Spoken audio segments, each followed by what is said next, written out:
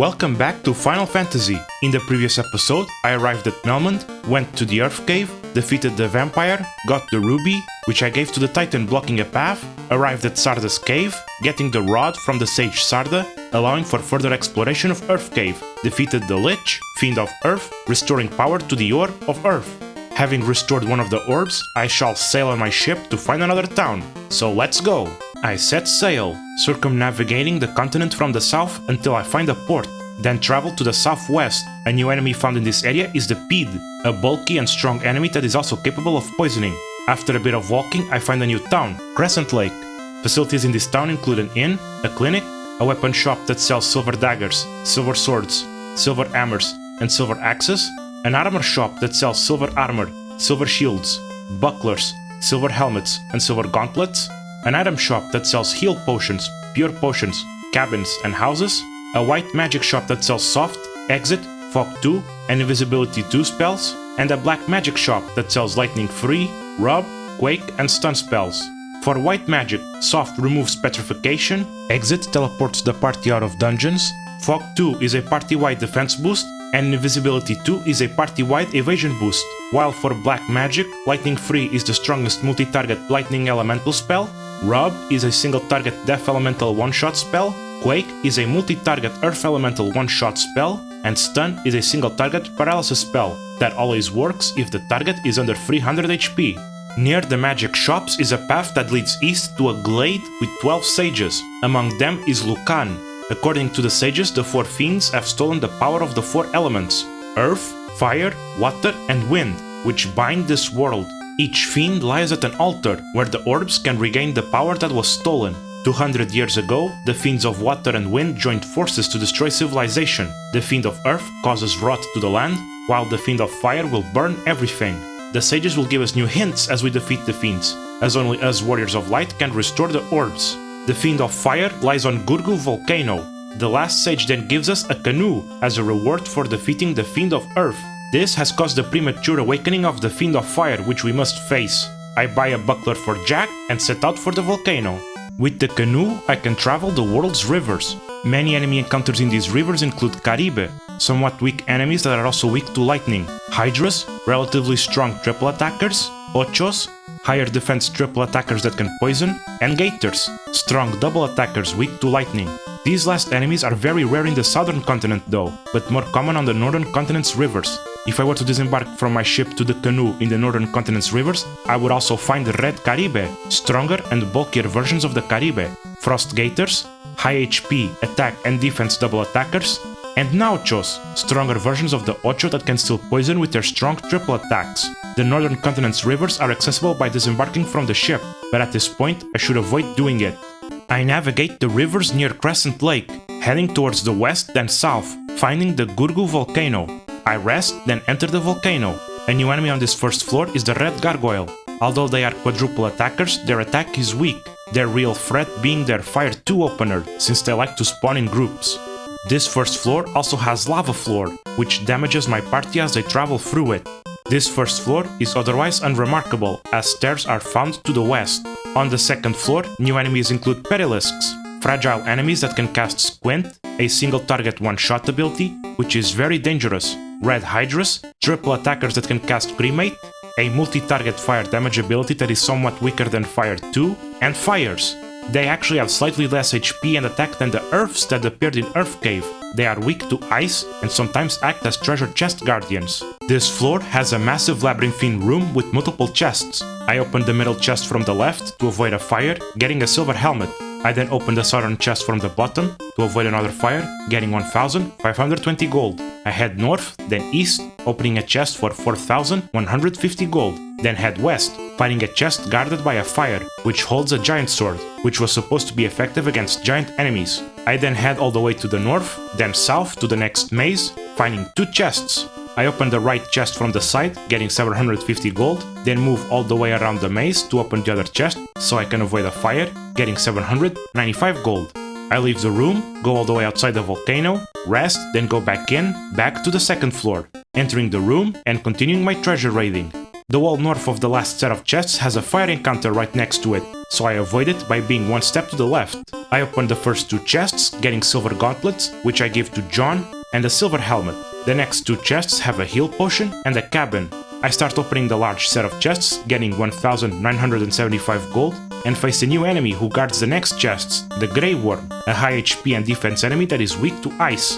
Once that is dealt with, I open chests holding 1520 gold, a pure potion, 1455 gold, 1760 gold, a silver axe, a silver shield, and finally, a heal potion. I leave the volcano, head back to Crescent Lake, restock, rest, then go back to the volcano. This time on the second floor, I go immediately to the west, finding stairs to the third floor. A new enemy found here is the Cerberus. Somewhat strong but low defense enemies, they can use the Scorch ability, which is a weaker version of the Red Hydra's cremate. I move all the way to the east, finding stairs to the fourth floor. New enemy encounters in this floor include red giants, stronger versions of the giant, they are weak to ice, Agamas, somewhat high HP double attacking enemies that can also use the heat ability, which is the middle point between Scorch and Cremate in terms of power level, and finally, red dragons, high HP and defense enemies that have a strong attack and a blaze ability, which is stronger than even Cremate and fire free. They are surprisingly weak to poison. This floor is full of lava, dealing much damage as I travel to the southeast, finding stairs back to the third floor.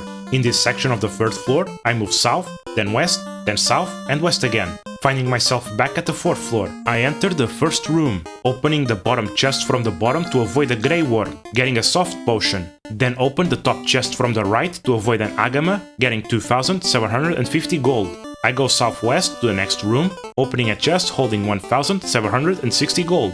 I then go northwest to another room with 5 chests, opening the first 3 for a pure potion, 880 gold, and an ice sword, which was supposed to be effective against ice-weak enemies. It is still generically strong enough that I give to John. I then face a Grey Worm guarding the remaining 2 chests, opening them for 7340 gold, and a flame shield, which gives its holder resistance to the ice element. I give it to John. I move back near the second room, then head southeast. The very middle of the room is guarded by a Grey Worm, but I can move around the tile, opening chests for 155 gold and 10 gold. I then move to the northeast, finding a room with 2 chests, holding 2000 gold and a house. I move back south, then east, this last room having 2 chests. I open the bottom chest from the bottom to avoid an Agama, getting 1250 gold, but the top chest has an unavoidable encounter with an Agama. Once dealt with, I open the chest, getting a wooden staff. Seriously? You gotta be kidding me. I exit the volcano, then head back to Crescent Lake to restock and rest, then head back to the volcano. On my return to the volcano, I move as fast as possible through the floors. Once at the end of the second section of the fourth floor, I find stairs to the fifth floor. I go west to a room with a chest surrounded by candles. As I enter the candle corridor, I face an unavoidable Agama, then move to the chest, which is guarded by a red dragon. Once dealt with, I open the chest for a set of flame armor, another ice-resistant armor piece that I give to John. I exit the dungeon, rest outside, then head back all the way to the 5th floor. This time, I move to the southwest, finding a room with an orb. I prepare myself, inspect the orb, revealing the Fiend of Fire, Kary. Kary has got high HP, defense and attack, which is very troublesome, as she can attack 6 times at once. She also likes casting Fire Elemental and debuff spells, and is resistant to the 3 main elements, so offensive magic is weak. Although her unusual weakness to the status element might make her somewhat vulnerable to spells like Mute, which will stop her spellcasting, and Slow, which will dull her attack by reducing the number of hits to 1.